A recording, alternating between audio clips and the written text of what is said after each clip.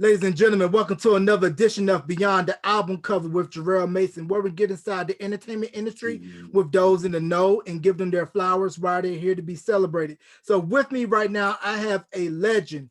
If you grew up watching this iconic show on Saturday mornings, you know my guest all too well by his signature foxtails. Yes, Mr. Derek Fleming, or as I like to call him, Uncle D. Derek, welcome to Beyond the Album Cover, sir. Well, thank you, man. Good to see you, Jarrell. I love you, nephew. Yes, sir. So how you been holding up since COVID? Well, man, pretty well. I worked the whole time. It's pretty, I got the shots, had COVID back in November. So, yeah, just been kicking it, man. Learned to play the bass. And, yeah, just faring well, my wife and I. Yeah, same here. Wife and I not trying to drive each other crazy because we're both working from home and me doing Beyond the Album Cover on the side. So a good thing that's come out of COVID for me is just having more time to really ramp up the podcast and to get more guests on. Right. That's awesome, man. I'm really proud of you, man. I've seen some of your podcasts. Yes, sir. I appreciate it. And it's a pleasure to have you on. So let's go ahead and jump right into it. So what was life like for you prior to getting on the big train? Did you do any dancing in and around the local clubs, or were you on any of like the regional variations of Soul Train depending on your locale? Well, I'm in Southern California, so there's a lot going on. So I grew up here in Orange County, which is where Shabba-Doo grew up. If you know Casper and Cooley, they've been in a lot of Michael Jackson videos. Matter of fact, Casper is credited with being one of the people that taught Michael Jackson how to do the moonwalk, which I know is true because Michael Jackson came to his home and that was all in the paper. And there's a lot of, you can track it with receipts. And then, so I came from a place where there are many dancers. And what I've come to discover is that the reason there was such good dancing where I was from is that there was a military base. So during the summers, all the kids would go back to wherever they're from. Let's say they're from New York, Chicago, Florida, and Texas, and they come back to school right after the summers, and they would have parties. And that's where we learn all these dances from all over the United States. So in the small area that I'm from, and so many people from so many places come to this Orange County, that's where I think they had a lot of phenomenal dancers, and that's who I would be. I wouldn't say so much competing, like you're trying to be number one, but where you would go to show your gift. So they would have talent shows. They would have, the colleges would give just dances and dance-offs is what they called them at that time as well. So I did a lot of those things as a little kid, and I enjoyed myself. I got notary from just, I don't know, I guess dancing like a grown person. A little kid, you can kind of tell, but I just had this gift of being able to dance like a grown person. Mm-hmm. So were you taking bits and pieces of the different elements like you were stating from different dances across the country and adding your own flavor, or were you strictly modeling your dance style after what you saw in LA? So it's kind of organic. I didn't think I had a plan, like I'm going to do this or I'm going to do that. It was just that, like I said, we go to these college dances, man, you just see people getting off. And of course, you're going to steal, especially when the girls are screaming or somebody's screaming. You're like, oh, yeah, I'm going to use that on when my turn comes up. So I had a lot of my tricks up my sleeve, and I would usually go last in whatever the dance contest would be. And I guess I stole a lot, and that's what you do. And I guess over time, it evolves. And then you get your own style. I think it just becomes of especially what's going on in the world, just like anything else, trends come through. And then, you're always looking when you're young, you have these imagination and visions of, oh, I would like to do this and I like to do that. Of course, there's Michael Jackson, there's James Brown, there was David Bowie. I mean, I could name so many artists, that you'd see on TV. And of course, like now, there are no Black people on TV. I'm from the age where you'd be like, hey, mama, there's a Black person on TV. It'd be like Sammy Davis Jr. or Ella Fitzgerald or, someone in that time frame. So a lot of the dance styles you did get from television. There was a show called Hullabaloo and TV A Go-Go. And there was not just American Bandstand, Soul Train. Like you said, in this area, there was a real Don Steele show. So a lot of the kids from this area, they dance on those shows because they were filmed here in Los Angeles. So not only that this area, just in Orange County, but then being so close to Los Angeles, yes, I would definitely have stolen something from that time period, and it would have been from whomever and wherever and however, just that I would have something that would make me stand out. And the real Don Steele, for those of you that don't know, one of the boss jocks that was on 93 KHJ, Powerhouse, top 40 AM station out in California. You can also check out my interview with Shadow Stevens, who also was on KHJ for a brief moment. So as far as the clubs in and around LA, what were the main differences from, let's say, a club such as the Snooty Fox or any of the old haunts that a lot of the different dancers in and around LA would frequent? Well, you know, again, Orange County and LA are close in proximity, however, very different. Orange County has more of a white population. So the people here were, not to say that LA is not affluent, but there are a lot of the clubs here would have a newer design to them. LA would, like you said, would have like places that were like, had been there for years, like old theaters. One was, for instance, called the Palace or the Palladium. And those places are kind of well known. You've probably heard of those two places. And then there was a place we all go to called Paradise 24. And there was Mavericks Flats. I mean, I can go on and on and on about the names of them. But some of these places like Danceteria, some of them just be a pop-up. In those times, you're not knowing it's a pop-up. It ain't gonna last that long, you know, be like for a summer. But man, there was so many real good jams that we go to in Los Angeles. Here in Orange County, we had a club called the Crescendo. And I know I've seen the likes of Prince. Before Prince was famous, that's where he had come. I've seen Giorgio there. I'm just off the top of my head naming who, Patti LaBelle, and with LaBelle. Man, I mean, almost every David Bowie came there. The Crescendo was like world known here in Orange County. And then a lot of the dancers like Shabba-Doo would win dance contests there, you know. I'm trying to think of who else. And Disneyland was in proximity. So a lot of those dancers that would come from television would also come to Orange County to dance at these clubs, is what I'm getting at. Except that, like I said, so many of the kids on the military base lived here and grew up here in the high schools, that when they went to college, they had come back and forth from the East Coast. So a lot of the clubs here were like filled with those people. And it was not uncommon to see like the Soul Train dancers at Disneyland dancing at what was called Tomorrowland, where the fantasy stage comes out of the ground. And man, it'd be Kool and the Gang on that stage at that time. It might be Natalie Cole. It'd have to be something high up on the charts of that was like a crossover. Now the Jacksons were too big to come to like Disneyland, but you know, that next echelon right up under that, like Sister Sledge, those type of groups would come there, man.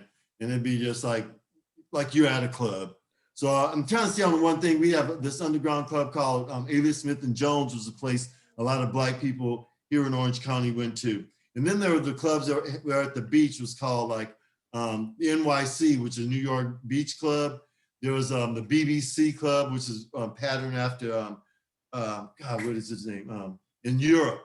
And I can't think of his name right now, a white guy, he's on television. I think you know him if you said his name. He was like a VJ, but he had a club here in Orange County. I mean, I could go on, and there's so many clubs, and I'm sorry, I can't just, like they're not so famous where you would go, oh, I know exactly what you're talking about. But man, just the history of the club scene here was very eclectic. There was some of everybody. There were like Persians there. There were a lot of Vietnamese because of where we are in Orange County. And so not only were there just Black people, there were people from all over the world that lived here in Orange County that were pretty good dancers themselves, because a lot of their relatives were in the military and taught them in those countries. Wow, so it was a real form of a cultural exchange with all of the different cultures and different styles meeting at the center point. Yes. And like I said, like Shabba-Doo, for instance, I use him because he's like the most famous person from Soul Train, in my opinion, that you just readily know. Then there was, like I said, Casper and Cooley. Are you familiar with, what's his name? He was in some of Janet Jackson's videos, Wayne Ward and Crescendo Diamond. Have you heard those names? So they're in like, they were in Paula Abdul's videos. They're from Orange County. There were some female dancers from here as well. A lot of them that danced on Soul Train, especially in the 80s. Chuck Johnson, his wife, Carolyn, is from Orange County. She danced on Soul Train. There's Deborah Winters. There's Christine Sanchez. A lot of these pretty women that dance on Soul Train are from here and from the club scene as well. Now, were there particular clubs that Eric, who I'm referring to, people's Eric Kasim, who was the dance coordinator on Soul Train, that he or some of the other folks would frequent, the scout out dancers, and what's the process to get on easier if they already saw you in action at the clubs, or you knew somebody that already danced on the show and they got you in? Good question. So, you know, there's a particular time frame when you ask that question, because the time frame was, you know, there's the 70s, there's the 80s, there's the 90s. So when Eric came, it was like the mid 80s. So there was a process where he was going to frequent clubs, you know, and like I said, he would probably go to Florentine Gardens, which had a high Hispanic or Latino clientele. That's where Rosie Perez would go there and party. There's some other people that dance on Soul Train that that's rumor. I didn't go to those clubs at that time. He probably would go to Paradise 24. Let's see, there was Moody's by the Sea was a club he probably went to. The Highwayman. The Century Club was another place where a lot of the Soul Train dancers would go, and he probably found dancers. Then, like I said, a lot of pop-up places. I'm sure it was so many places that Eric had the opportunity to visit and get people. So I'm sure there's places I'm not even able to even name, man.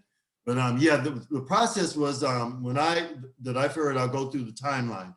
So in the 70s, it was early on, it was Pam Brown, who was the floor director, and Don Cornelius picked her to be the person that would go to these parks. There was park and recreation. So in the urban area here, a lot of the kids would go to the parks to be outside instead of they didn't have their own backyards. So there was park and recreation. Well, Pam would go to those places where those kids would gather and get those kids to come to Soul Train. That was that first process. The next process, I've heard that it was, who do you know? Who do you know that dance well? Your cousin, somebody, and they dress nice, bring them. The next process was that, hey, we want to see how you can dance. Now we have a Soul Train school. So now I'm talking about 75, 76, 77. By that time, they had a Soul Train dance school. So you kind of went through there, or you showed up on the set and they kind of watched you move or dance, and that decided your fate. Although there was still a line outside where dancers knew, here's the day that we're going to dance, Saturday, Sunday. You're in this line, and someone's going to come there and choose you out of that line to go inside. By the time I got there, it was 1980. But the process was, you're outside the gate. There's a guy named George. He used to have a quarter in his ear. And they would pick people who they wanted to come in. So you get inside one area. It was KTTV, was this particular studio that we were at. It was almost like they corral you. So they get you in this first area, and that's where you pass the person going out saying, you look good, because they hadn't even seen you dance yet. Then they get you in this corralled area. Then when you're in that area, they might come and say, let me see you dance, but they choose, even in that corralled area, particular people that already have been on television. So they say, you come on in, Bobcat, you come on in, let's see who was pretty famous, Cheryl Song, come on in, depending on who you were and how popular you were. And then it would come down the echelon, and then they just pick good looking couples or individuals. So I got on there by that situation right there, being outside, getting in the crowd, then getting in. And man, when I got in, I'll start next and let you ask another question. Now, once you got in, was it almost kind of like, even though you got into the studio and on the set, you were still in a way auditioning, where if they notice up in the booth, like this person's moving too stiff, they'll give you the hook and whisk you out of the studio? So I'll make it a little easier. Let's say you were at a high school dance, so it isn't so blown up. You're at a high school dance and there's a production going on. There's a stage, there's lights, there's the bleachers where you're gonna sit. So all you're doing is walking into this set, and it's simple as that, except the big blown up picture, there's a Soul Train sign, there's a crystal ball, there's all this other stuff, the cameras and things you never even see, scaffolding. So it's an actual set. When you get there, all you're doing is going to sit on the bleachers and waiting for somebody to say something. And it's kind of dark. It's not lit like when you first get in there, like it looks on television. It's dark and it's very cold. Reason it's so cold, because when those lights come on, they're so bright, Jarrell, that we would get tans on the stage. And most of us have sweated out our clothes, but on TV, We look, you know how crisp it looks. Man, a lot of us, we are sweating like, I don't know how they do that magic, but you rarely can tell that somebody is sweating. Then what they do is they'll tell the floor director, which is Eric Kassim, been a Pam Brown, it's been a Chuck Johnson. Those three people at different intervals of Soul Train have been responsible. So I'll go down the timeline. First was Pam Brown, then it was Chuck Johnson, then it was Eric Kassim. Well, before Eric Kassim, there was a guy named Daryl Mitchell that did it right before Eric Kassim. Then there was Eric Kassim. And the question was the process when you get in. So then those people were responsible for telling you when and where to go on the stage, unless Don Cornelius himself picked you out, and that wasn't uncommon. That could happen. So let's say it's Pam. She would just go to the person and say, okay, I want you to go to this right stage, go to the left. If you're chewing gum, give me your gum. She'd have a cup to always put your gum in. That was her job, catching people with gum. And then you would just go to these particular spots on the stage, and then you wouldn't particularly get to always dance with your partner that you brought or came with. They might just stick you with a girl. If you both are wearing red, they see another girl they think you look better with, or for whatever reason, they'll just stick you with this other person. Oh man, and it looks all glamorous, all glitzy on TV. Now I know those tapings were grueling and long, especially if somebody flubbed and said, we need to do a redo. So you could be there from X time to X time and sweated out your outfit, probably dance to the same song 10 plus times. And did you know prior to the music coming on what song was being played, or was it at random and you just had to figure it out as the song was being played for your routine?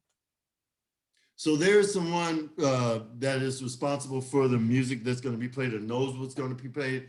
And I don't know what the particular person's name is, but let's say it's his name was, wow, can't think of, Tiny, I'll call him right now. I can't think of this. I know that's a nickname he had, but Tiny would have the sheet that would say the order of the groups that are coming on and what songs that would be played in a particular part of the show. And he usually have it wound, tightened up, just holding it like a baton, walking around with it.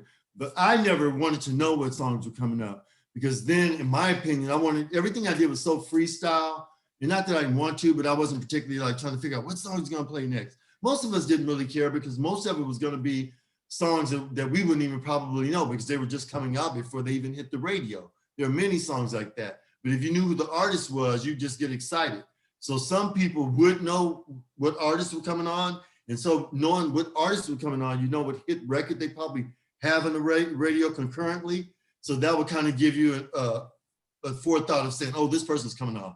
Let's say it's somebody like Patti LaBelle or Barry White, and they're such a hit maker that even if they didn't have a hit song, they're probably going to bring one of their dance hits if they're doing a tribute to that person. So you kind of always had kind of clues of what was going to be coming up, except for like when the white groups started coming up, like the late 80s, 85, 86, I think, Duran Duran and those people come out, they would just show up, man, and we'd just be Soul Train dancers doing whatever we do. Man, yeah, and most definitely agreed. And I didn't know this until VH1 did the documentary about Soul Train, the hippest trip in America, that the scramble board was kind of already predetermined in a way where they knew who was being selected and what was the person that was being unscrambled, because I guess Mr. Cornelius' intention was, we want our dancers to know who we're paying homage to and not be seen as not knowing our history. Because to give you some context, people, prior to Soul Train, the shows for African Americans that showed us in a positive image was few and far between. And I believe the PBS show Soul, it was probably off the air by that point. So Mr. Cornelius had a vision, had a plan, and he executed it to the T. When you're creating something, I don't think so much you just sitting there and you have an actual, like, this is my plan. I think you get a good idea and you act on the good idea, and then it builds on that. So when it comes to Scramble Board, I think it was a good idea and it was a way, but I think also what it did is it coincided with what Johnson and Jet, the Johnson products were putting out, Jet and Ebony magazine. So it only made sense that they have like the centerfold and Jet, like, here's a beautiful woman. or all the things that they would do in Ebony, how they did tributes to people. So I think Don kind of aligned, almost made the show like almost like a living magazine, because now we have so much technology, it's hard to look at it in a small fragmented way of what television was like. So at that time, it wasn't like futuristic. It was just like, this is the formula. We're going to follow this formula because it works every time. So if you take like a Soul Train segment, you put up to American Bandstand segment, they almost go part hand to hand. Here's the opening, here's 2 songs, here's a guest, here's a commercial, here's an opening, here's another song, you know, and it's a formula. So my point being that I think when that scramble board came up, I don't think Don was sitting there going, yeah, this is exactly what I'm going to do. That's how it's written now. And it sounds beautiful. And there's some truth to it. But I think it was more organic. I think he just thought, hey, here's a way for us to have something else added to the show and putting out good information. But again, I'm saying it's not, I don't think it was so much like, oh yeah, this is going to teach America about Black people. I don't think it was that serious at that time, in my opinion. But it turned out to be beautiful. It's a beautiful thing. I think it works. I think the legacy of it, I'm not taking away from that. I'm just saying how I saw it kind of evolve. And when I saw it injected into Soul Train, I think I didn't take it as like, oh, I'm learning something, or that it was this prideful thing. I think, like I said, it was kind of coinciding with what Black people were getting from Ebony as well as Jet Magazine. That's an opinion. Right. And when Soul Train initially came on the air, I believe it only aired in, I believe 7 cities. But as the show gained steam and momentum, it spread like wildfire across the country, and especially in areas where African-American populations were very dense. And it was for some people's first exposure into African-American culture. And then once Elton John, David Bowie started coming on the show, that was when mainstream said, let me try to see if I can try to get some R&B airplay and try to gain some traction on that side of the fence by going on this show. Well, you know, I'm going to say this about life. It's easy for us to sit here and say about what we know and are comfortable with in way of entertainment, and let's say dance shows or entertainment or variety shows, let's say. But if we go all the way back, like I said, there wasn't a lot of places you saw Black people. So what was so prominent and so great about Soul Train, it was raw. It wasn't Don didn't go and really polish it up. This is the way it was, real life we got to see on television. These Black kids dancing, dressing, being creative. This is like our snapshot. Where else were we going to see people doing what we saw if it wasn't for Soul Train, you know what I mean? And then it was a microorganisms. It was like not like now, like you have a Target where you live, I have a Target where I live. If we all shop at the same place and we all look the same. However, back in those days, again, there was actually an East Coast and there was a West Coast, and you could tell as soon as you saw whoever that there was a difference. So what Soul Train brought together was a country looking like, wow, look how beautiful we are. Because in Los Angeles, everybody was from somewhere else. You ask any of those kids, well, I'm from Chicago. Well, I'm from here, I'm from there, Philly, I'm from, that's why it looks so eclectic and so beautiful, and just the perfect timing right after the civil, you know, what we just come out of as Black people. It was a perfect thing to show, this is us, this is our pride. We're not trying to be white. We're not trying to have blonde hair, blue eyes. What we're trying to do is have afros and be Black. And when that music was infused with that, man, coming out of 68, 69, Curtis Mayfield, James Brown, that real power, Aretha Franklin, you know, the spiritual behind the songs and why it's powerful. That's why when they try to reenact those dances, when they're doing these Soul Train, these series and that, I always have a problem with, because you have to sit down with those dancers and say, look, this is a spirit that you're dancing while you're doing this particular dance. You didn't just get up there and do the rock steady. It's that at that time, we were so suppressed and have finally got released. When we talk about rock steady, it is like, it's gonna be the last time that you get to get on the dance floor. It's gonna be like, I'm around my people. It's like being in a tribe. And that's what it felt like watching Soul Train, like you watching our tribe. It was not like today, whereas the Kardashians have come and picked from the way that we do things. Everybody has picked from us. Justin Timberlake, and I'm not knocking these people, they're good at what they do. I'm just saying, but back then, it was like you really felt what it felt like to be Black. Mm-hmm. And now, that's where you got to see it. Right, in its authentic form, raw, pure, and uncut.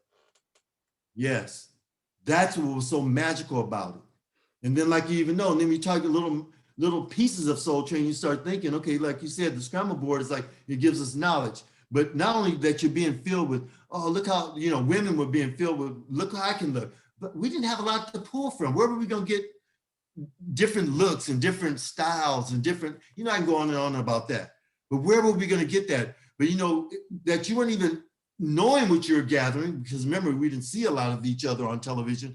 Now you're seeing, okay, I like the way she's wearing her afro. I like those earrings. I like those shoes. It changed also culture for Black people, because most things were geared toward whites and what their kids would want to do. But here comes Soul Train giving us, now we can wear red, black, and green. Now we can wear an afro. Now, you see what I mean? Mm-hmm. Now we're wearing a peace sign. Now here our culture is changing, and furthermore, now we got this flash, the Black exploitation films were coming out, which I thought was, now that I'm older and can look back at that, I don't know if it was so much a negative, but I remember us, the kids, emulating those people that we saw. So some people got into drugs some people became designers because of big ass collars and the bell bottoms. There's so many things that trends and popular things like Soul Train change your culture. And it's certainly, like you said, you were stating about what Soul Train did for us. Yes, it certainly was something that carried the soul of Black people into everyone's home every weekend. And it was the hippest trip in America. 60 nonstop minutes across the tracks of your mind inside the exciting world of soul. See, I know my stuff, as you know. You're doing it real well, man. Of course. Soul Train was appointment television for me after cartoons, 12 o'clock every Saturday morning on WTVD Channel 11, Raleigh, Durham, Fayetteville, North Carolina. People all over the world. My mama, don't disturb me. As soon as that train and that eclipse flashed across, I was glued. That's bomb, man. I love it. Yeah, I was glued. Now, how far in advance were the episodes taped? So, okay, let's start in January. There are 9, just like all the other television series, I'll say that they're taped like in 9 months. So you'll go from like January until the summer month, and then you take a 3-month break, and then you come back in September and then tape, just like kind of like school. So you come back September, October, November, then you take a break, then you come back January, and then you do that again. So that you're taping only 9 months out of the year. So in those 9 months, let's take a month. There's one weekend out of the month, the Saturday and Sunday, that we tape. And the Saturday and Sunday will start about 12 noon, let's say. Everybody's in line. We get in the studio about 12 noon. We kind of sit around. Then they'll say, dancers on the floor. We all get up, boom. On Sunday, it's like the same thing. We dance all day long until like, on the Saturday night, we dance to about 8 or 9 o'clock. Because as soon as we leave Soul Train, we're going right to get something to eat and into the club, or just right to the club because they had food there. On a Sunday night, what everyone is, we used to do the Soul Train lines on Saturday, because we all be so fresh, and they try to get that raw energy like you just walked in, boom, right? But what would happen is everybody would come to the Soul Train line, but they wouldn't stay to dance. They'd leave, and he'd be pissed off because they'd leave and probably go dance on American Bandstand because they'd kind of be taping at the same time, or whatever else they wanted to do. A lot of them were part of the SAG and AFTRA, doing extracurricular things outside of Soul Train. So they would just take their little Soul Train line on Saturday and not come back. So Don put them, the last thing that we would do would be the Soul Train lines on Sunday nights, which was most of the time that I danced there to the 80s. So we dance all day Sunday, then they'd say lines, and that would be what everybody's waiting for. Some people wouldn't even get there till the Sunday evening to come and just go down the Soul Train line. True story. So then we'd all just jump, they'd say lines, and everybody that was pretty much in the room. So let's say it'd be about 100 people all getting this line. And then Don or Eric would go start at the very furthest part, closest to the stage as they could come back this direction, telling people, okay, not you, not you, not you. Get out the line, get out the line. Man, you see people getting heartbroken, bro. I mean, tears, crying. Why not? I come back, kind of pay their way, whatever they could, negotiate something to get down the line. But yeah, I had to sit down sometimes. Eric would say, go sit down. And, it just would be, well, what can you do? Be pissed. But you couldn't do nothing about it. Right. Now, were there some particular cool points that dancers would do to either get more camera time, get more features on, let's say, center stage, the risers, or be able to go down the line like props, wild outfits, anything like that? Well, yeah, I mean, you always wanted to do something that was going to bring attention to yourself. And I don't know, if, again, I don't know if it was thought out. I mean, it is like, I'm gonna wear this, and then you don't realize how popular it's gonna get. Well, the reason I wore my foxtail is because a friend of a roommate said, you know, when I watch Soul Train, and I'm trying to point you out to people, it's hard for me to point you out because all the black guys are tall, thin, probably had a big afro at some time or whatever. So she bought me this foxtails, my first ones. Well, that's not true. This is my second ones. I had one in high school that I didn't really call a foxtail. It was just this tail that I wore, and I didn't know what, you know, it was just something I had. But when I got to Soul Train, it became a foxtail, reason being, because they started calling me D Fox. And that's where that all derived from. But it was not for her. I wouldn't have probably had a tail on Soul Train, except that she said, hey, you ought to wear something that makes you stand out. So when people see, I can say, oh, there's my friend right there. He has that tail on. That's how that all came about. Now, so let's say like a Louis. Louis always had sharp suits. So then that was his real life. He just wear them suits and wear them on Soul Train. It just became a persona. He took a little bit from Elvis Presley, took a little bit from Michael Jackson. You know, he tells his own story well. Every person that danced on Soul Train, in my opinion, especially in the 80s, like the 70s people, they were raw. Like they didn't, who were they gonna emulate really, except from the, like I said, the black exploitation movies or Motown artists like Diana Ross or the Temptations. They would take something, or James Brown, say, but they didn't have a whole lot of people to pull from like we did, because in the 70s, we had all those 70s groups, let's say the Dramatics. I mean, so many dance bomb-ass choreography that you didn't even know that you were stealing from until it's time to get up on stage, and now you're doing it. So we were pulling from all those things that came before Soul Train. The 80s, man, it was just like, you would steal your style from David Bowie. I might see something he wore, Elton John. I mean, it was those people that changed all the time. I'll say Michael Jackson and Madonna and Prince are from that area where they taught the 90s kids how to do that. But the people I'm saying they stole from were from the 70s, and then it is passed down. By the time you get down to the 2000s, you saw those kids are wearing like some of everything because they've had so much to pull from, which would be funny now that we have this COVID to see what happens with fashion on television or the pop trends. And you mentioned the 70 dancers who laid the groundwork for future generations to come on the show, like a Demita Joe, Tyrone Proctor, Fred Rerun Berry, Jeffrey Daniel, Jody Watley. And the importance of Jeffrey and Jody was because through Soul Train, we have Solar, Sounds of Los Angeles Records, initially put out the Soul Train gang, and then later formed Shalamar, which I mentioned, Jeffrey Daniel, Jody Watley. Another gentleman, I can't recall his name, was originally in Shalamar. It was when they put out Take That to the Bank. Then he later left, and then that's when Howard Hewitt came in. Yeah, there was two members before Howard Hewitt that were the lead singers. One is Munfree. I can't think of his first name right now. And then there's Gerald. Can't remember Gerald's last name. So there was a person, Munfree. I could run down and get the album real quick, but I know it's Munfree first, then a Gerald, and I can't remember Gerald's last name. I'm sorry, man. And then there was Howard. And then, then there was, what was it, the football player, Davis, Anthony Davis, I think his name was the last lead singer of Shalamar. But yeah, they coincided right together because Dick Griffey and Don Cornelius got together. And that company, just like when I got there in the 80s, man, that's where I was. I keep mentioning the 80s because that was a convergence of where everything just seemed to come together. All the styles from the 70s, all the futuristic, everything that we thought was going to be the synthesizer, the way we look, the new materials, the way everybody's looked polished. And when that 80s hit and then Chic came out, it just changed. You saw a shift. Just like 85, you saw a shift when you started hearing rap music, when the convergence of the New York styles started getting bigger than the LA styles.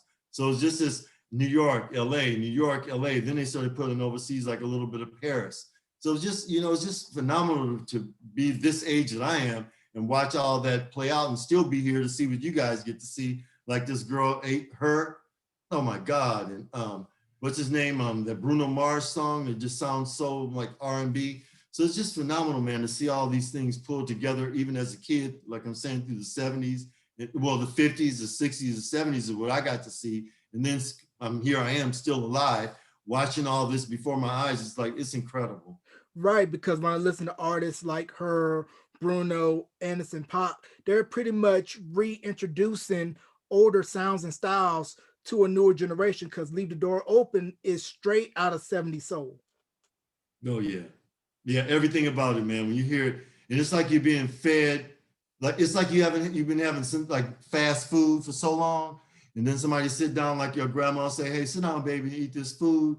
That's what that song feels like to everybody. That's why I just shot to #1. It's like we've been hungry for that, because it's soul music. It ain't just some pop stuff with a synthesizer and something real quick and a little lyric that you keep saying over and over. It's real music. Rib sticking, and it's good for the soul. Now, when hip hop came in on Soul Train, Don really wasn't a huge fan of hip hop, because I believe, in my opinion, it wasn't of his generation. It's for the young, by the young. And he was like, even though it's not my thing, eventually I'm going to have to put it on because it's what the dancers want. It's what's in, and got to do what's good for business. Well, I'm going to give an opinion of this is my belief about what I think Don thought, because a lot of us thought this about hip hop when it was first infused. What those call hip hop. To me, it's a conglomeration of a lot of things that happen to be called hip hop. But okay, we're going to put a title on it, that's fine.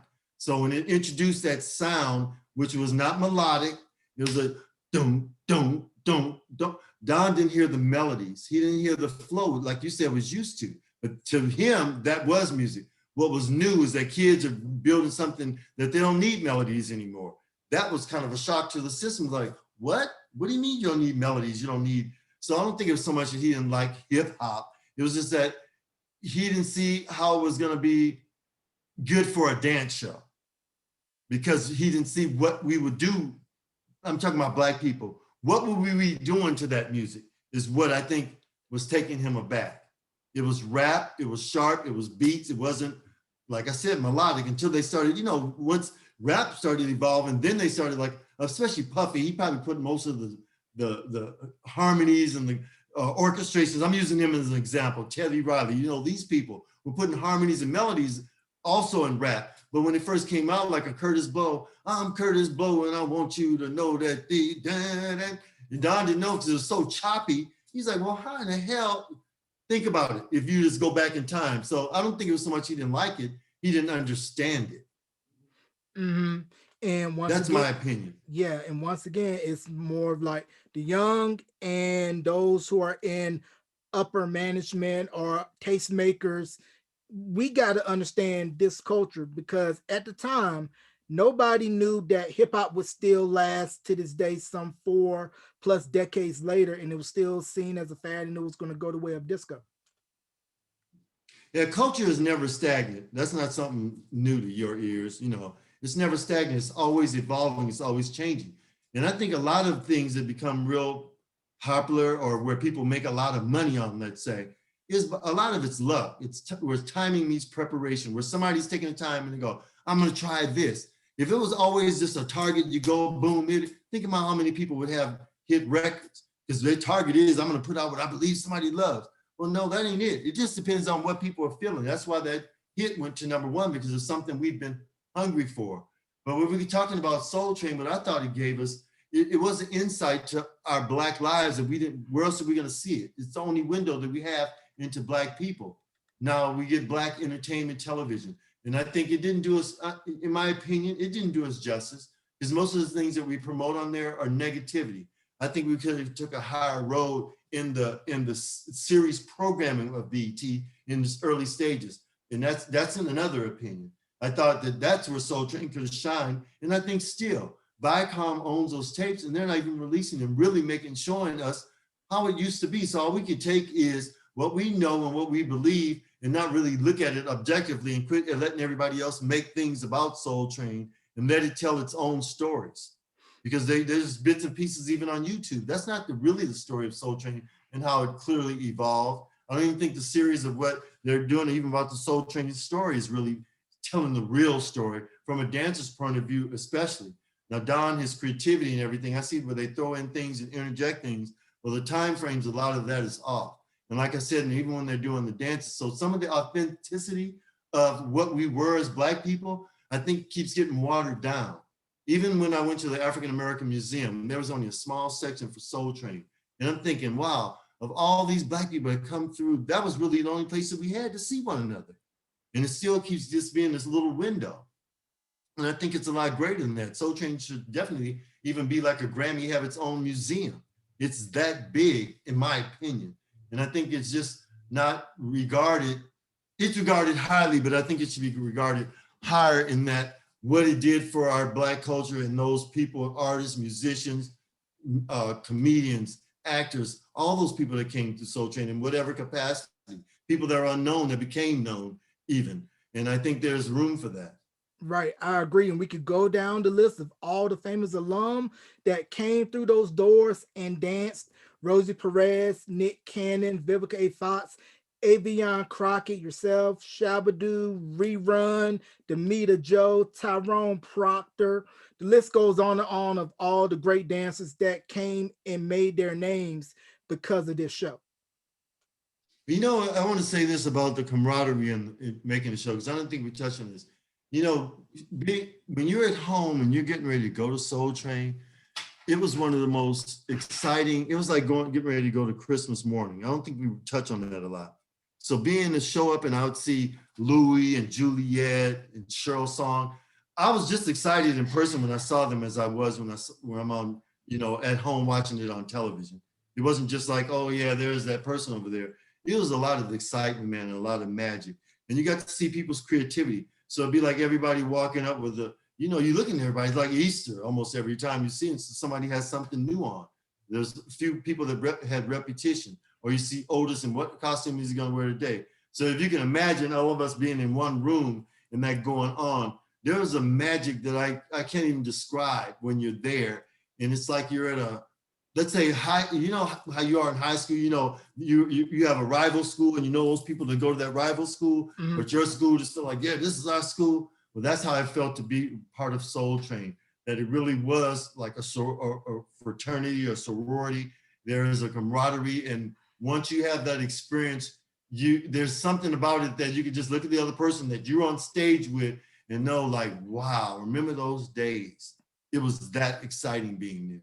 So it wasn't just about the music and just the dancing. It was being in a room with all these creative people, like I said, from everywhere, converging together with one thing in mind, is to get on stage and make these shows that in 2 weeks, we get to sit down and watch ourselves and see, what do we do? It was that exciting. Right. And you know you're doing something right when you have people that want to come in and do what it is that you all are doing, i.e. Dick Clark and Soul Unlimited. But once Don Cornelius found that out, you're like, nope, this ain't happening. I'm going to be the only game in town. Right. Well, one time there was a walkout because some of the dancers had complained. A few people talk about this, but Don had banned some of the dancers coming back because there was a picket. They had let the word out that Don Cornelius was not paying the dancers because he called us atmosphere, but they wanted to get paid their SAG and AFTRA, whatever they were due to have a day's work, you know, which was like 2 days. And Don wasn't having it. So when they picketed, he just never fell. So some of those dancers, that was the reason that they weren't on the show anymore, is because they couldn't cross the picket line because of their contracts trying to be actors.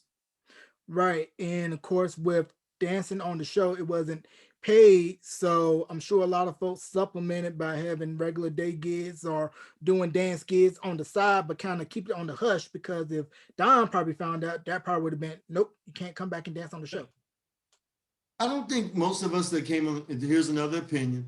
I don't think most of the people that danced on Soul Train came there to get famous or get on, you know, just be on television. It was more to it. It was about either you came there because you had a style or you really believe that I'm one of the best dancers in the world. Most people did not show up going, I want to be famous. It wasn't, you didn't hear a lot of that in the room, or people with their resumes and their headshots. It wasn't that kind of atmosphere. It was really, I want to be on television, I want to dance. That's really what it was about. Meaning that most people, they didn't really have egos, because in the room, but it was competitive. But it wasn't like, I know I'm going to be on stage. It was like, well, I hope I'm on stage and I hope I get seen. I hope I look nice enough to be on television. And when I do, I just hope all the elements meet. And then that's how a lot of us just went there. I don't think everybody went there to be famous. Right. It was all about showcasing your style. And hey, if I get something out of it, then let the chips fall where they may. Now, I want to back up a little bit to when you first came in 80. Did you have a veteran on the set that kind of laid to you the ground rules whenever Mr. Cornelius came onto the floor, a la like how certain people were explained to the rules when working with James Brown, like refer to him as Mr. Don't do this, do that, because when Mr. Cornelius came onto the floor, he meant business. Well, I'll tell you this. When I first came on, there's a singer. Her name is Penny Ford. Have you heard of her? Rings a bell. Mm-hmm. Yeah, she has records out, and she's been a background singer. I think she sang on Chaka Khan and some others. Really nice woman. Man, I love her. Well, that's the first person I met when I walked into the Soul Train and sat down in those bleachers, like I told you, waiting for them to say dancers on the floor. And she kind of told me what went on, where to go. But I wouldn't say, no, I didn't have like a mentor when I went there. How I got there is I won a dance contest, and Jeffrey Daniels, who was one of the judges that night, is how I got familiar with him, with my brother. My brother was making music at that time. And we met him at this club called, I'm sorry, man. Oh my God, I can't think of it. Ichabod's. There's a club called Ichabod's in the city of Fullerton. And that's where, like I said, Shabba-Doo would go there, Fred Berry, a lot of the dancers would go there. All the lockers went to this club, what I'm talking about. And that's why I won this contest with Jeffrey Daniels being a dance judge, who told me how to get on Soul Train. So when I went to Soul Train, I just told Chuck Johnson, was the floor director at that time, told Chuck Johnson, and Chuck Johnson is who let me in the gate. So I didn't really have to have somebody tell me what to do when I got there, or what was wrong and what was right. He just kind of, the floor director just said, be here, be there. So it wasn't like you need mentors. I don't think that I had anybody that did that for me. And I'm not saying other people didn't, but no, I didn't have that. Right. And kind of went a roundabout way of telling that, but yeah.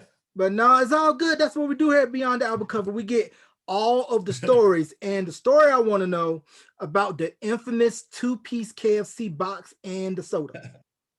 Right. Well, as simple as that. If you look at the hippest trip in America, I have credits in the hippest trip of America for bringing some of the footage that you see in that documentary. So I'm really proud of that, because no one at the time that I was doing was bringing, a few people, I should say no one. There were a few people that brought their video cameras to the set and were able to use it, but I did that, and I have a lot of that footage that one day I'm gonna let somebody see. But on the set, I filmed us getting that chicken where the people were actually in line, and I think they show a few clips of it in that documentary. But all it was, man, they'd have this huge, like a rolling tray, like, with a pile of boxes of Kentucky Fried Chicken. So you know the chicken would be there, because on the set, you could smell it. And what they do, they go, okay, lunch. And when lunch hit, you'd be trying to run to get the coldest sodas, because once those sodas that were in this barrel, they didn't have enough ice to get all the sodas cold. So that's why you really go try to get to the barrel first to get your cold Springfield soda, because you didn't want a hot one. And then you wanted to be one of the first ones to get the chicken. Now, a lot of people want to be the last ones to get the food, because once everybody got their chicken, there'd be leftover boxes, and then sometimes they could get 2 boxes. So there's always a trick to it. You know, trying to be slick, and somebody, I don't want my chicken. Well, just get your box and let me have yours then. Because we'd leave it in the car and then go out somewhere fancy to eat that was nearby the Soul Train. So a lot of my chicken was my food. After the club, I'd already have something to eat. I wouldn't eat it for lunch. We go to like somewhere close by and get our grub on. I agree. It's nothing like a two-piece KFC late night to get you through dancing and sweating. Man, it was good. I don't care what nobody said. That chicken was good every time, G. That's because KFC does chicken right. I don't eat it anymore, but back then it was real good. As they always do. But I know the feeling about making sure you want to get that cold soda at the top, because if you go to the bottom, it's flat, it's warm, unless you knew somebody say, hey, give me the box and give me a soda. I'll look out for you next time, all right? it was kind of like wink, wink, nudge, nudge kind of deal. Now, I want to talk about Tyrone Proctor a little bit. I had a chance to interview him back in college before his passing, and he did choreography for New Kids on the Block. And I had a chance to interview Danny Wood.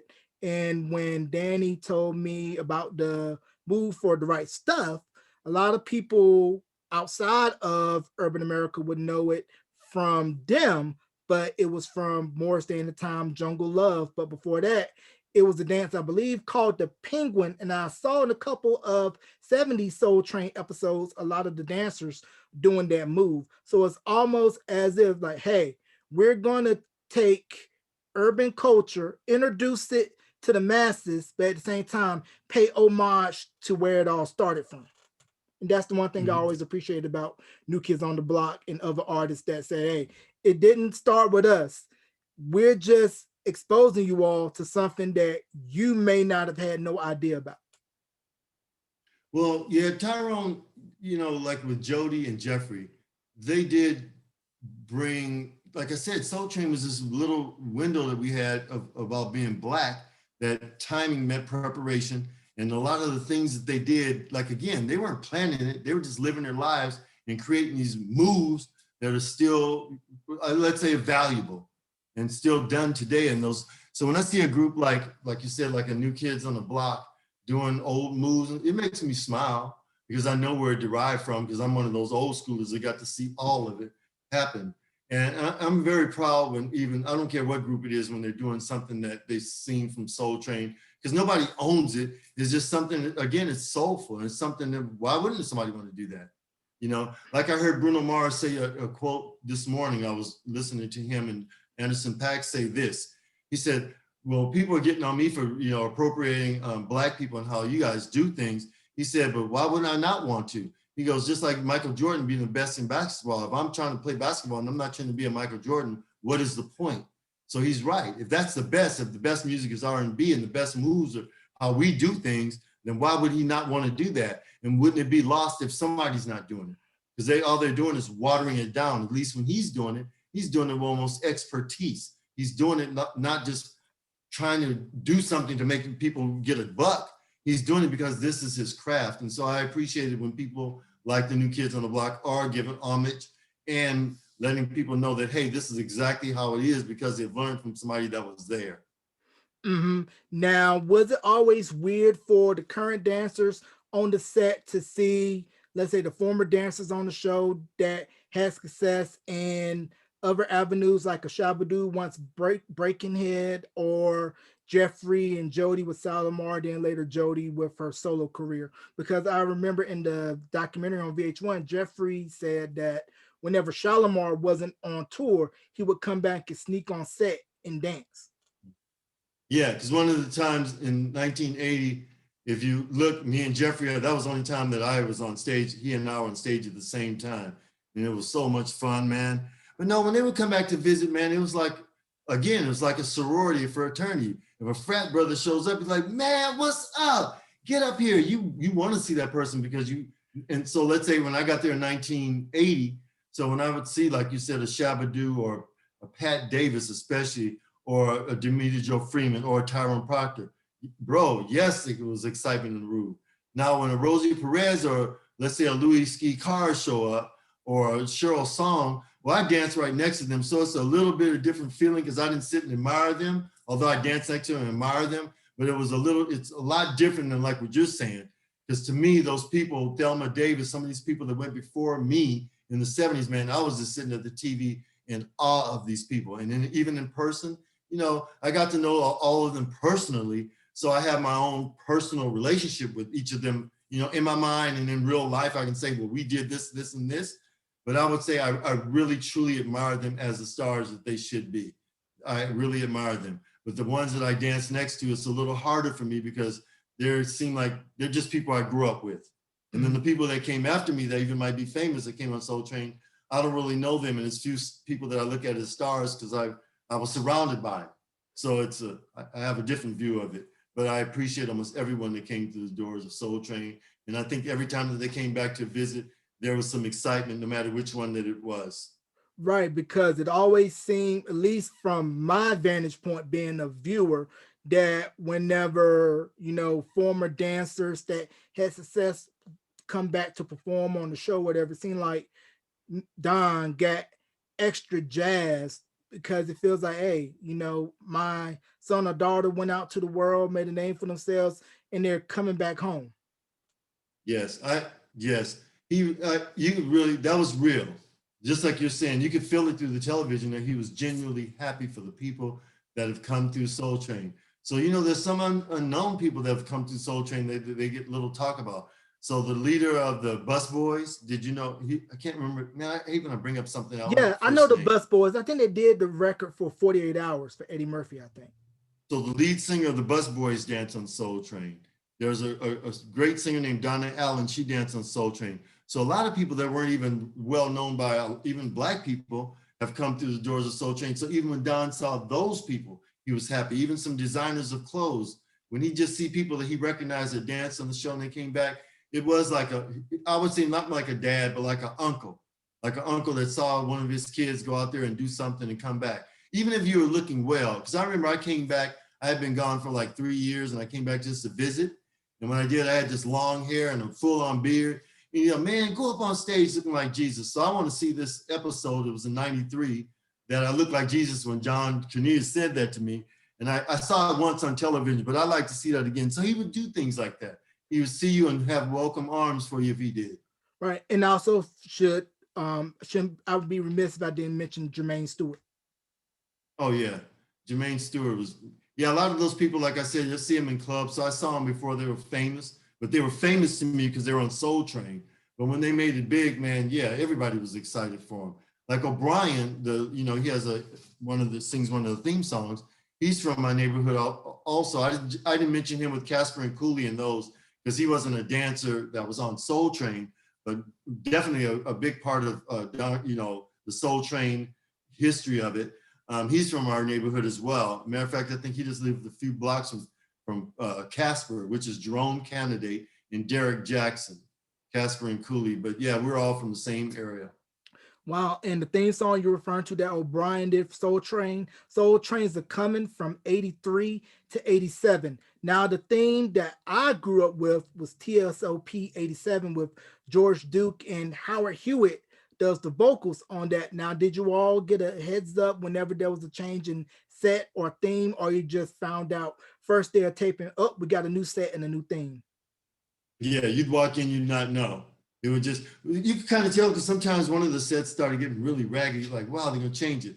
But bro, when you'd walk in and they change the set, or sometimes we change actually the whole studio. We did that so we started at KTTV studio, then we moved to the KTLA studio, then we went to the Charlie Chaplin studio, which was at A&M studio. So those, and then Paramount. So there are 4 studios that I happen to have gone through with Soul Train. And that was from 80 through 91. Wait, I'm sorry, man, I got sidetracked. What was the question?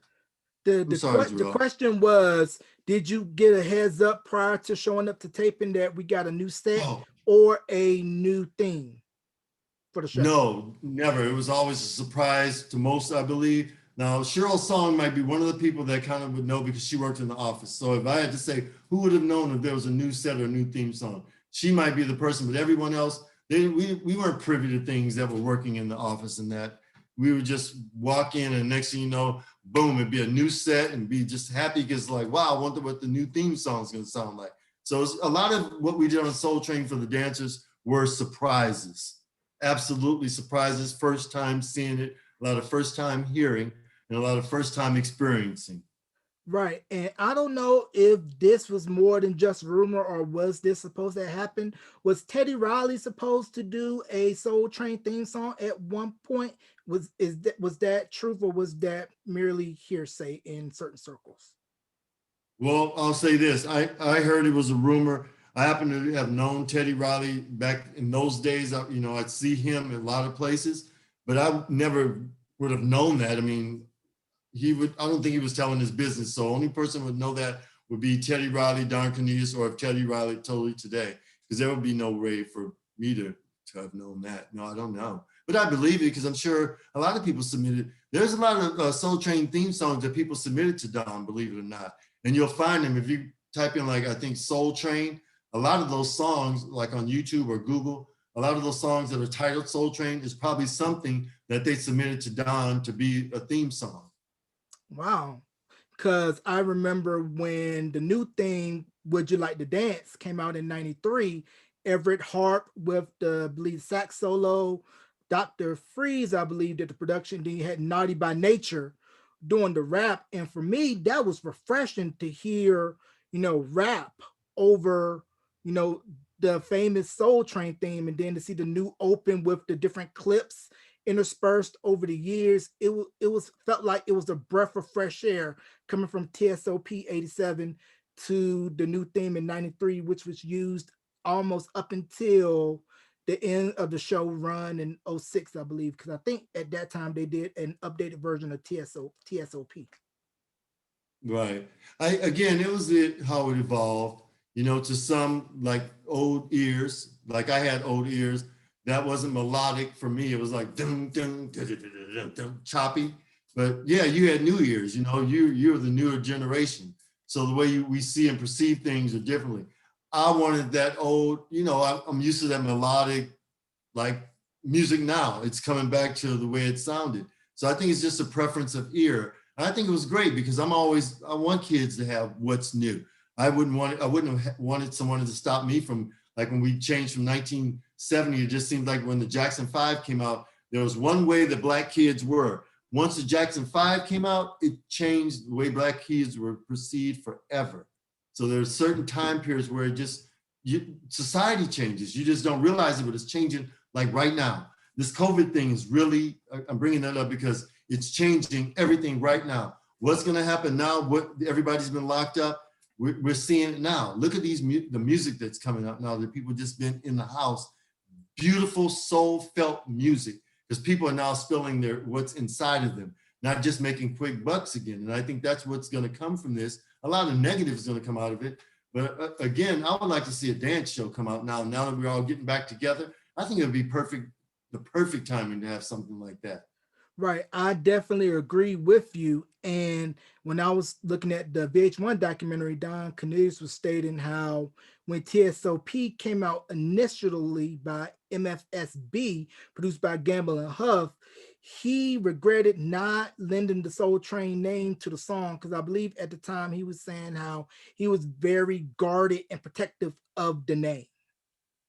Right. I think, yeah, I would have kicked myself too, man, because that song was a hit. I mean, as soon as you hear it, what comes to mind? Soul Train.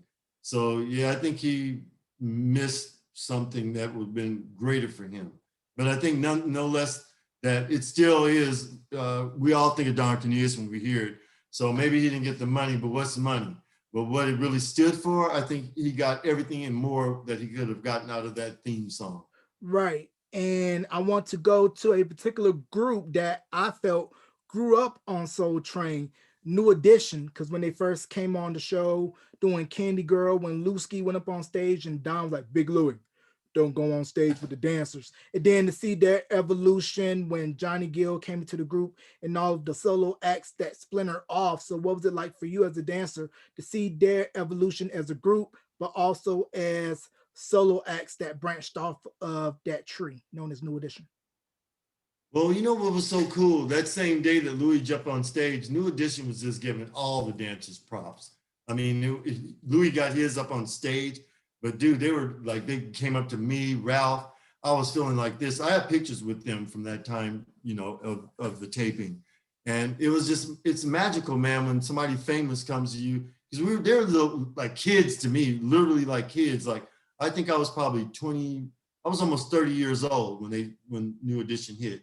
So to me, I'm looking at these little boys that are making good music, not as like they were famous like they are today. It was just kids over there.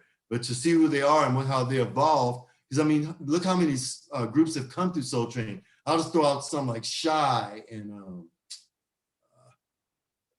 help me name some of the groups that just came through the 90s. Jodeci, Troop, Boys to Men. Yeah, true. there's so many groups that came through there. You see evolve. You never know who's going to stick and who's going to be the ones, the famous ones. It depends on society again. But to know now what we know, oh man, it's like, wow, who knew that those kids are going to be doing that? Because I'll take a group that when they came through, they were so sharp, was 5 Star.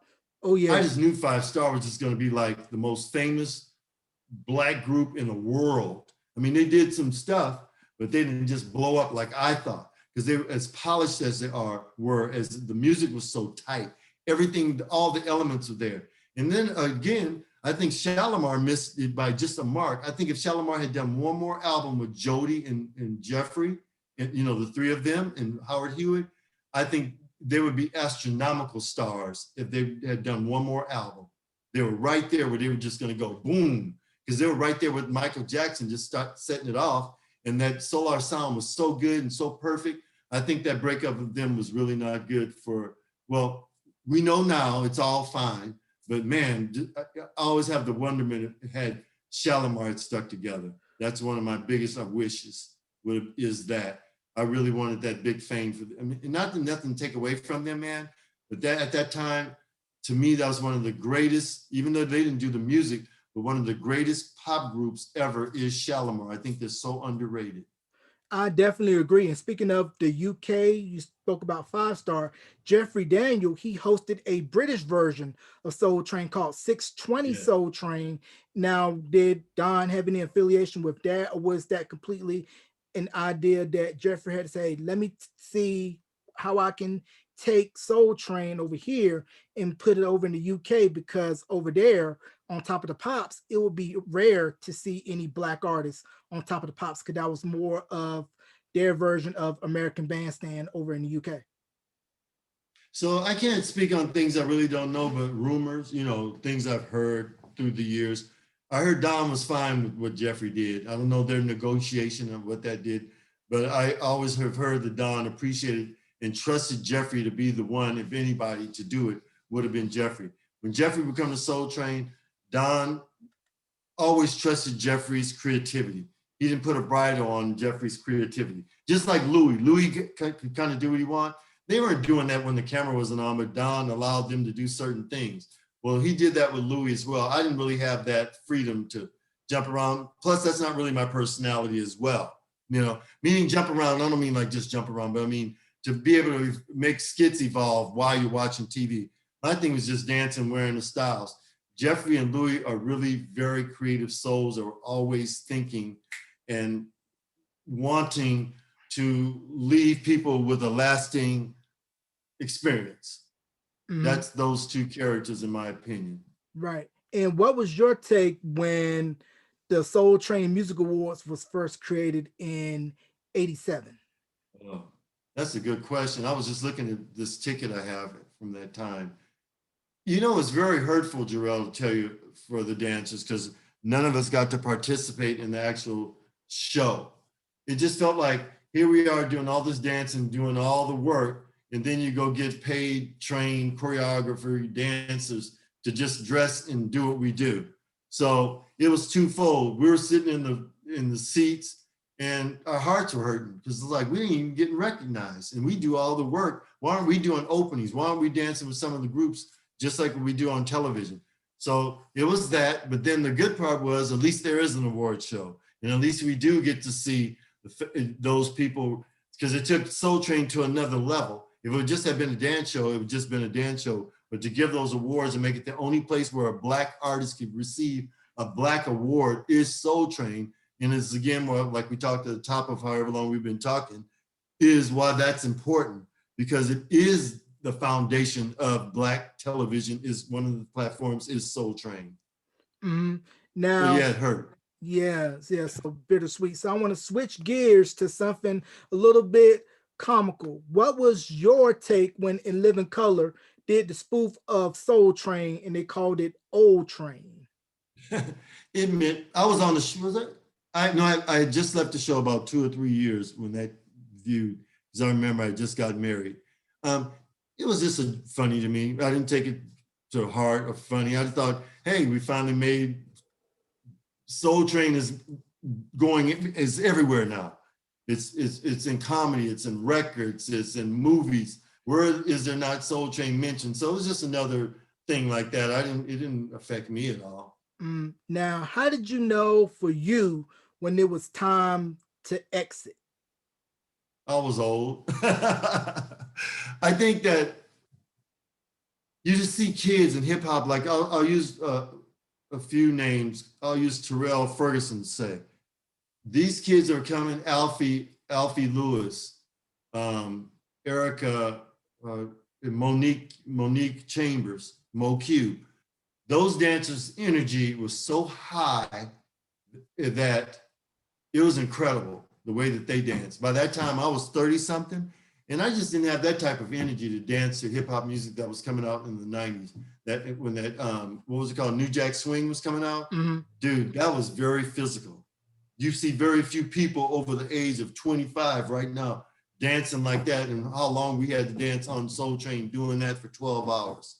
That was really hard. So it was just that it was time to go. Everything had changed. The way you dance, what you did. My dance style is more melodic, more long, not short, you know. So that wasn't a negative. It's just things that had changed and evolved. And it was time for the old man to move on.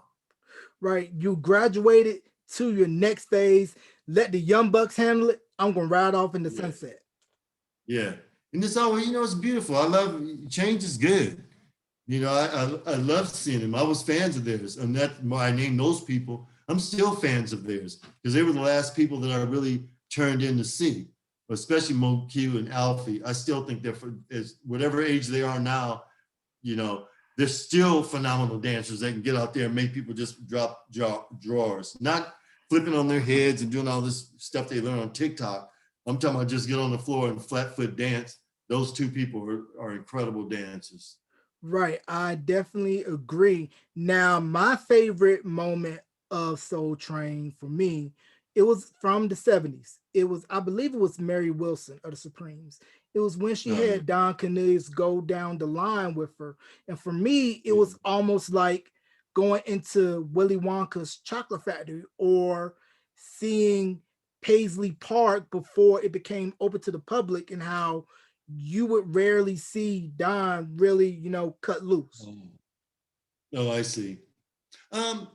So Don has been in some movies, right, and some other things.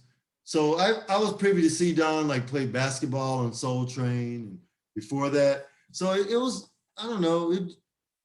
Now looking back on it, it's historic because it's Mary Wilson and it's Don Cornelius, and you never saw Don come down the line. At the time that I viewed it on television when I was a kid, it was just another thing. It didn't seem that exciting to me because I didn't know the history of Mary Wilson like I do now. Although I knew she was one of the Supremes, but it wasn't like, oh my God, look at Don Cornelius going down the Soul Train line. It became more important to me as the older I got. Yeah, because I know he did a movie called Tape Heads, which I saw, which was pretty funny, a cult classic. But I always had that image of Don in my head of being all business all the time. Have your stuff on point, because if you don't, he'll hurt your feelings. Yeah. He was kind of serious when he was at work, but I've seen Don cry. I've seen Don laugh. I've seen him in different capacities over the years of, 13 years of Soul Train. We did award shows outside of Soul Train, like the Brotherhood Crusade at one time gave tribute to Don Cornelius. And dude, that thing should have been televised. There was Barry White was there, Patti LaBelle, Luther Vandross. We opened up the show. We did a halftime thing in the show. It was just incredible, man. And that was if I had to think of Soul Train, I wish that was taped because that was one of the best things I think that Soul Train produced. And one of the last things was right before 85 and everything kind of shifted. It was just an incredible show. And I think that's when Don Cornelius that's when we all saw him cry because he thanked us for how great the opening and the dance numbers were. Wow. That, like you said, that should have been televised, to have that moment. And I believe Don got his flowers. And I believe Soul Train should be put more on a higher pedestal, a Broadway play, and just have all of the remaining dancers who are still here to be able to tell the story, tell their truth, because as we know with certain things, people have their own interpretations of how things are. And I think that their truth should be told. I agree. Oh, I agree, man. Mm. Now, do you still have some of the Soul Train swag? I know you still got the Soul Train satin jacket somewhere. Bro, if I told you, I kept almost all the clothes that I wore on Soul Train, believe it or not. I just knew that what we were doing was not just temporary, at least for me. So yeah, I could probably open up my own room for a museum of all the swag I kept. And you know, I'm on the Soul Train cruises now. You know, I got to be the ambassador to represent Soul Train on the cruises for the last 10 years. So man, you ought to see the swag I got from that. I mean, every time we go on a cruise, they're giving out every night some cup or towel or some memorabilia. So man, I have like incredible amount of Soul Train memorabilia that hopefully one day people will get to see. Yeah, I got to make my way on the Soul Train cruise one of these days. I'm definitely of that age range now. Save my little ducats so that when the cruise goes anywhere, I can put my money down and say, hey, I'm partying on the hippest trip on the seas.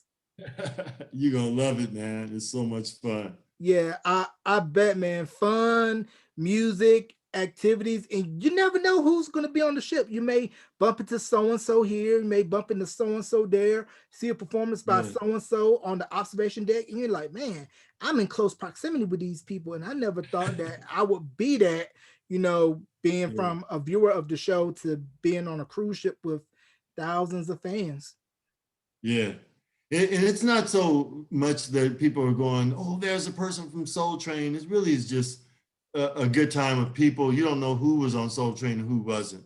It's just a lot of us, people that love soul music that are there, just all with Soul Train in mind, having fun, man.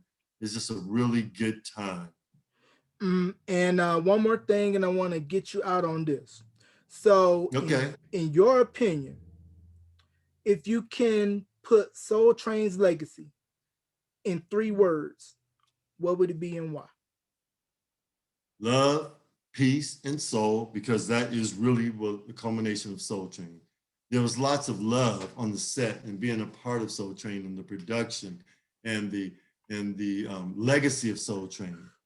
The piece of it is all that I think everyone that went there and what we got from the experience gave us all like a pride. And with pride comes, hey, we felt a piece of something, and it's just beautiful. And the soul of it is that it's still here. We're here talking about it now. So we'll always be amongst the Black people as something that is great in our legacy and in American, not just Black history, but American history. And that's why I'm using those 3 words, because they're perfect: love, peace, and soul. Right. I definitely could not agree more. So, do you have any shout outs you want to give, and also plug social media where fans can get a hold of you if they want to ask you questions about, hey, you still got your foxtails or your Soul Train satin jacket from 86? Well, I'm not a social media person. However, I'm Derek Fleming at, either Instagram or Facebook like everybody else. I don't like fans. I say, hey, if you're a cool person, you want to hit me up, that's cool. My shout outs to all the Soul Train gang. I'm really proud of David Terrell. He's in a movie right now on Amazon. I can't think of the name of it right now. Sorry, Dave. Really proud of that cat. Proud of Louis doing big things. There's a lot of people that dance on Soul Train and doing things all over the place. I'm very proud of each and every one of you. Vivica Fox directing, Rosie directing now. So I'm so proud of so many people, man. It's a good thing. And that's my shout out. I love people. I'm glad we're all getting Corona behind us. And I'm looking for big things in the next year coming. All right. And you can catch this interview in audio or video form, whether it be Apple, Anchor, Spotify, Stitcher, TuneIn, where you stream, on YouTube at youtube.com/beyond the album cover. And I'm going to end it by saying this, like Mr. Don Cornelius, who influenced me to get into this business in the first place. Well, this just about does it for us. Let's do it again next week on these same stations. And you can bet your last money that is all going to be a stone gas, honey. I'm Jermaine Mason, and always imparting, wish you love, peace, and soul. Thank you for coming on to Beyond the Album Cover, Uncle D. You're welcome, man. I love you, Jarrell. God bless. Yes, sir.